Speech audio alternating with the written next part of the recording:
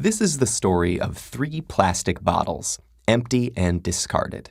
Their journeys are about to diverge, with outcomes that impact nothing less than the fate of the planet. But they weren't always this way. To understand where these bottles end up, we must first explore their origins. The heroes of our story were conceived in this oil refinery.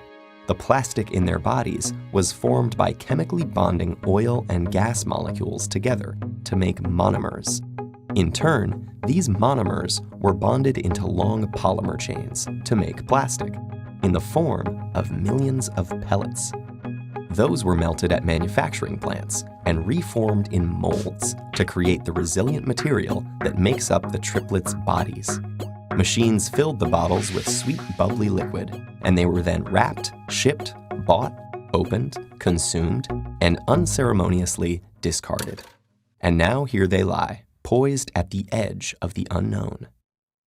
Bottle 1, like hundreds of millions of tons of his plastic brethren, ends up in a landfill.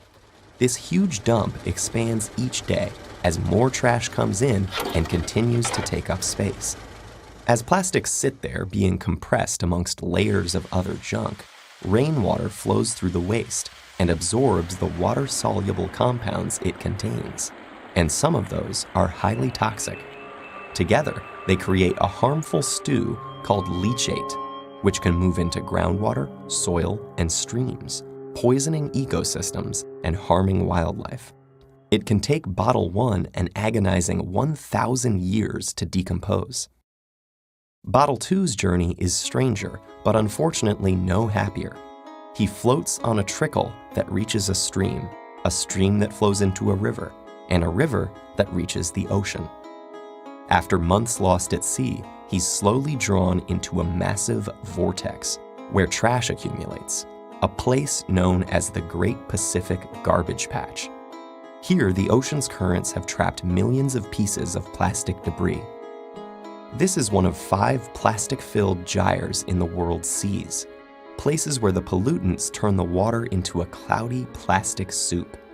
Some animals, like seabirds, get entangled in the mess. They and others mistake the brightly colored plastic bits for food. Plastic makes them feel full when they're not, so they starve to death and pass the toxins from the plastic up the food chain.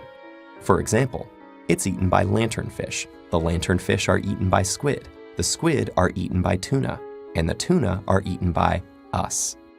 And most plastics don't biodegrade, which means they're destined to break down into smaller and smaller pieces called microplastics, which might rotate in the sea eternally. But Bottle 3 is spared the cruel purgatories of his brothers. A truck brings him to a plant where he and his companions are squeezed flat and compressed into a block. Okay, this sounds pretty bad too, but hang in there. It gets better. The blocks are shredded into tiny pieces, which are washed and melted so they become the raw materials that can be used again. As if by magic, Bottle 3 is now ready to be reborn as something completely new. For this bit of plastic with such humble origins, suddenly, the sky is the limit.